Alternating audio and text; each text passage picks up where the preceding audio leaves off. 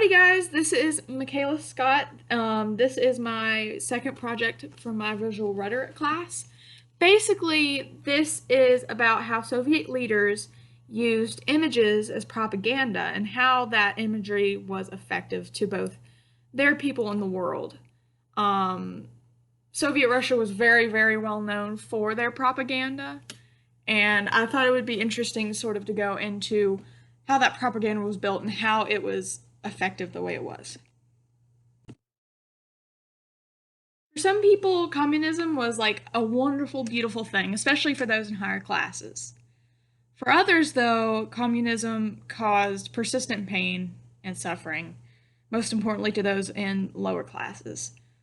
The reign of communism moved those in poverty to literal desperate means below the poverty line and left millions of Russians starving. And part of the world didn't even know this. They didn't even know the terrible things that was happening in communism because Soviet Russia was so good at propaganda that we believed everything was just fine, everything was sunshine and rainbows. So, in order to know what their propaganda means and how it was effective, we sort of have to know the history behind the propaganda and how this all happened, I guess. So, the beginning of the Russian Revolution of 1917 was basically the rise of Marxism-Leninism under Vladimir Lenin and the Bolsheviks. This is where the Soviet Union sort of came to be. This triggered the Russia we best know today, with the hammer and sickle, all that good stuff. The hammer and sickle itself actually represented proletarian solidarity, or a union between agricultural and industrial workers. The sickle represented the farmers, the hammer representing the industrial workers, etc. Before the Russian Revolution in 1917, Tsar Nicholas II reigned. While the economy was actually growing and doing very well, it was doing well because of cheap peasant labor. During his reign and previous Tsars' reigns, Russia was one of the most impoverished countries on the planet. Obviously, these impoverished workers were wanting a change. I mean, they were tired of working their lives away. Hundreds of thousands of them were starving. And the Tsar was promising a change for these people. But the thing is, the wealthy were sitting pretty great from all these workers' labor. So they were a bit slow to help their citizens. Obviously, they didn't want anything to change. They were doing great. Then, of course, World War I made the suffering of these people even worse, as they were the leaders of the war effort. Burnout, tired, broken, and starving, the people wanted a change. Then Vladimir Lenin approached the working people with an offer, a brand new view that empowered the working class, a system without classes, without private property, and where the working people owned everything, known as communism. Lenin empowered the people with this belief and persuaded them to overthrow the upper classes. Of course, the laborers thought this would be a wonderful idea, and anything would be better than their current situation, obviously.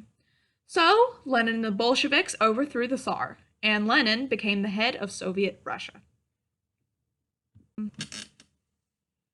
Now, this is where Lenin and the Bolsheviks started using propaganda and posters in order to improve the people, both wealthy and unwealthy's, opinion of communism. In 1921, the Great Famine of Russia hit, and all of the previous lower classes and laborers Lenin had just empowered were starving and dying at alarming rates. Families, especially children and orphans, were dying of starvation. Over 6 million people starved to death in this famine, and those who fell for Lenin's lies realized there was no escape from this ruler. Obviously, the beginning of the Soviet Union was not off to a great start, and Russia, Lenin, and the Bolsheviks were scrambling to show people and the world how strong and great the Soviet Union is. Early Soviet propaganda was semi-effective, while Lenin was really good at portraying Soviet Russia and himself as a country and as a leader to be revered and feared. By the end of World War One, this facade was sort of ineffective, especially with the world turning to peace anyways. I mean, who cares? The citizens of Russia were starting to see, you know, Lenin's true side, and obviously his propaganda and his facade was beginning to fail. This was until 1924, when Lenin gave his power over to the well-known and very powerful Joseph Stalin. This is when Soviet propaganda began to become the most effective. Stalin really liked and really supported Lenin's ideologies and even became one of the best known faces and leaders of communism, even branching off and creating his own belief akin to Leninism called Stalinism. Stalin was incredibly skilled at public relations with his very own country and with the world. He portrayed himself basically as a savior for his people and a bringer of peace to the world.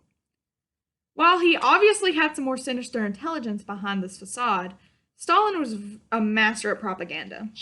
While Lenin portrayed himself to be a terrifying dictator, Stalin was much more charismatic and charming than Lenin by a long shot. So Stalin, through his public relations and his propaganda, gave us this air of a warm, caring father figure. And God knows the Russian people were ready for a caring leader. His propaganda represents him as such. For example, this image tells us Stalin's kindness illuminates the future of our children. This is by Araki Toidze. I think I'm saying that right. This next one says, "We will surround our orphans with paternal kindness and love." This one is by Nikolai Zhukev.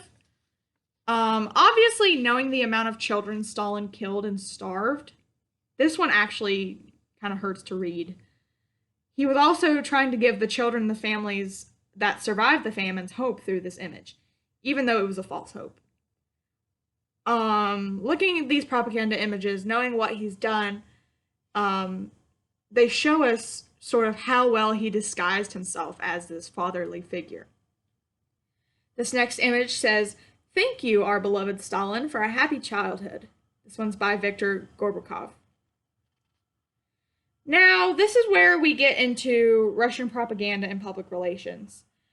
This one says, "Stalin is the wisest of all people," with an image of a Chinese man.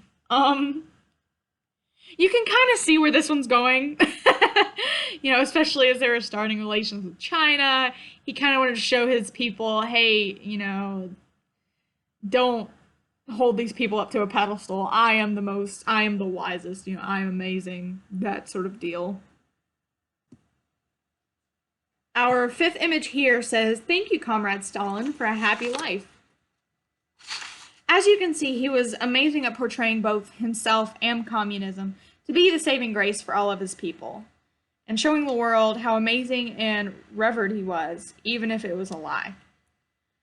They also used photos of happy, wealthy children to cover up the tragedy and pain behind Russia's borders.